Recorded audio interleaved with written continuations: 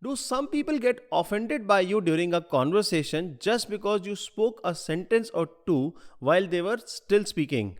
Don't bother, you are not alone in this, and there is a whole social media debate going on right now.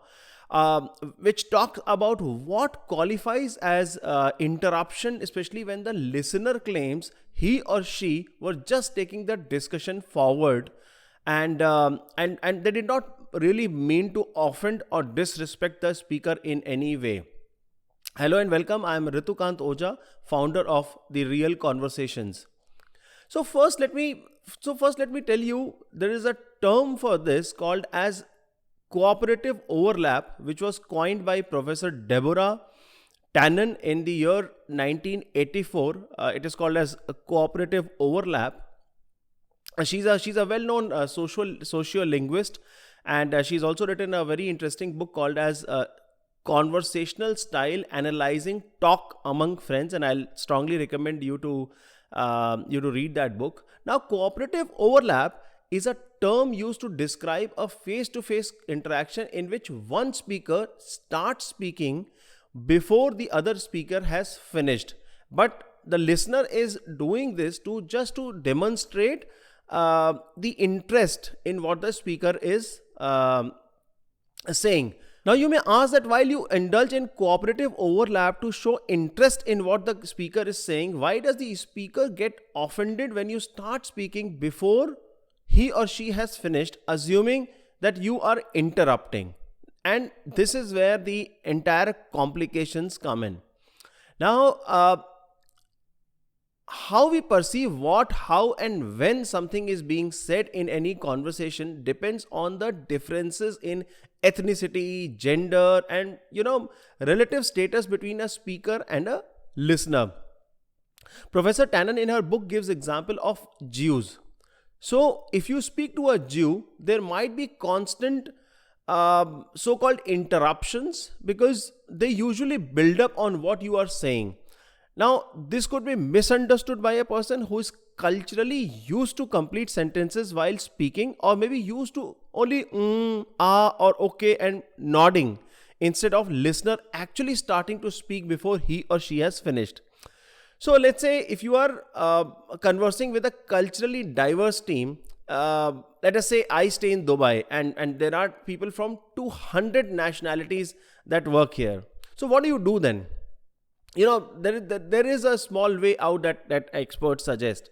During the conversation, when you try and speak before the speaker has finished, if you notice that the speaker is not giving positive signals, or through his or her expressions shows reluctance in speaking further, or becomes uncomfortable by his or her body language, I think immediately you can change your style of expression. Instead of using words, you can use your body language and facial expressions to take the conversation forward.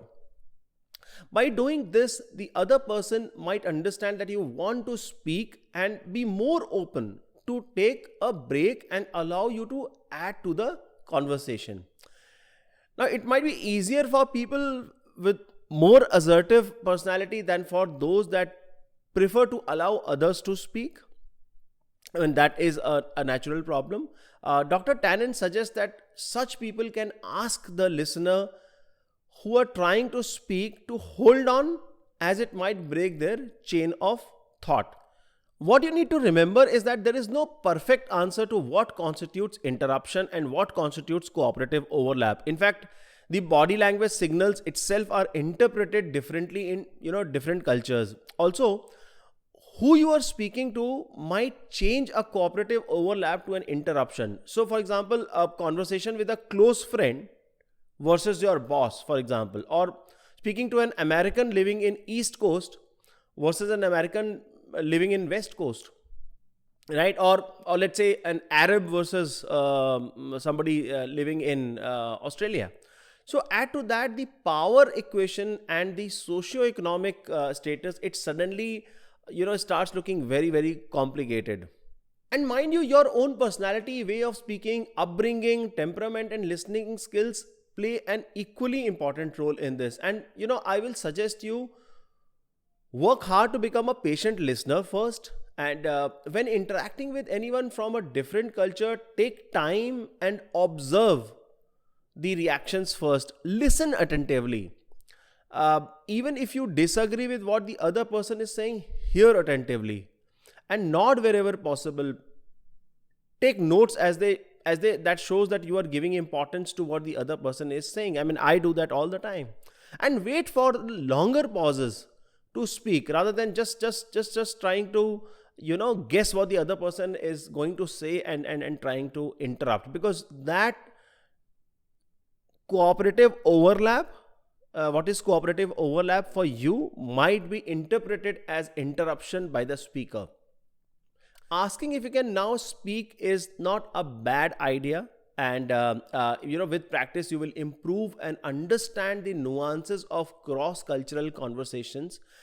And I would love to know how you have tackled this issue in your personal and professional lives. And if you could kindly drop a comment on LinkedIn or maybe YouTube, I promise to respond to each of the comment as soon as possible.